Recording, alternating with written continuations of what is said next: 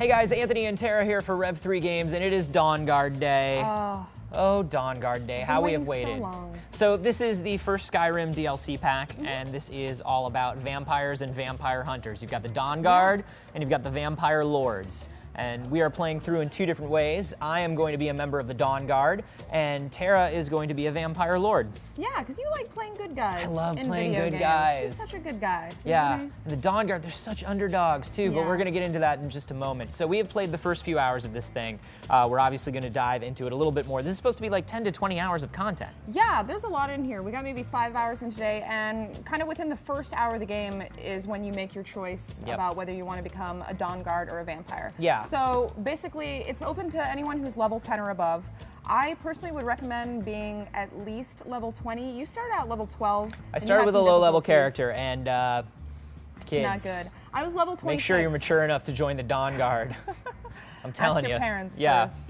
As long as you're in a major city, somebody will come up and approach you, and that's basically how the entire quest line starts. Yeah, the first benefit of Dawnguard is that 3 or 4 of the stupid repeating guard lines are gone, and they're replaced with, hey, have you heard about the Dawnguard? I still did hear an arrow in the knee. Sure. They haven't taken that out yet. It will be with us forever. So you hear from somebody that the Dawnguard is recruiting, and then you go off to this new location on the map, which is the Dawnguard headquarters, and you go off into your first quest, which is the same whether you want to be Dawnguard or a Vampire Lord. And this is kind of, they show you a little bit of like what the Dawnguard's about, a little bit of where the vampires are and what they're about, so you can kind of make an informed decision about which character you want to be. Yeah, I like when you become a vampire, it's really cool. The whole transformation process is just awesome to look at. So obviously becoming a vampire is nothing new to Skyrim, but now you've got an entirely new perk tree, all new abilities in it. And this is like, you're a regular vampire all the time, but then you decide, you like hit a button and you turn into the Vampire Lord. Yeah, you turn into a Vampire Lord, which is ugly so baby much monster. creepier than anything you could imagine. Blech. And you can drain health from your targets, you can reanimate corpses to fight by your side for 60 seconds or so. Higher up in the skill tree, you actually can turn into mist if you want, and right away you have the ability to turn into bats, which so cool. like is just so cool looking. So in addition to all your crazy vampire abilities, you do have like regular attacks as well as a vampire Lord. You've got kind of half and half. Okay. So your default is kind of floating with like your drain life ability and reanimate corpse ability. Okay. But if you press down on the left analog stick, it'll kind of put you into melee mode. So you're no longer gliding everywhere, you're just kind of walking around and hitting people with your giant vampire That makes a lot of wings. sense, because there's probably not a lot of stealth that you can do when you have giant vampire wings. No, but your claws are surprisingly effective. Okay. 4 or 5 hours into the Dawnguard part of it, I have a crossbow. It's a really nice one, though. It is a nice crossbow. I'm not going to say that it's not a nice crossbow. Probably the best one I've ever seen. First one I've ever seen in Skyrim, so that counts for something.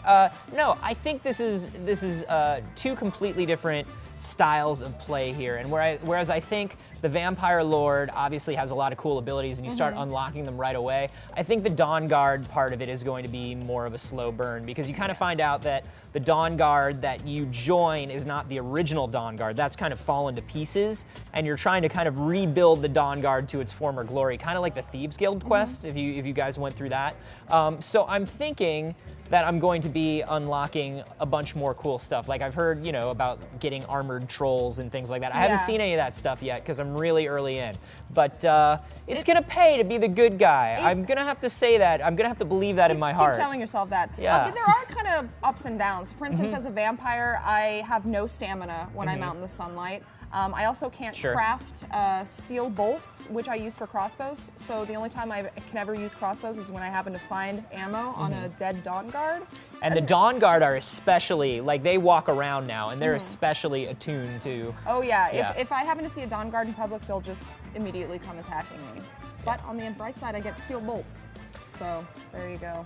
I have to craft them or buy them. Tough life. So yeah, we're obviously very early in, and we're going to have more updates as we play through, including a full review of Dawnguard coming later on tomorrow.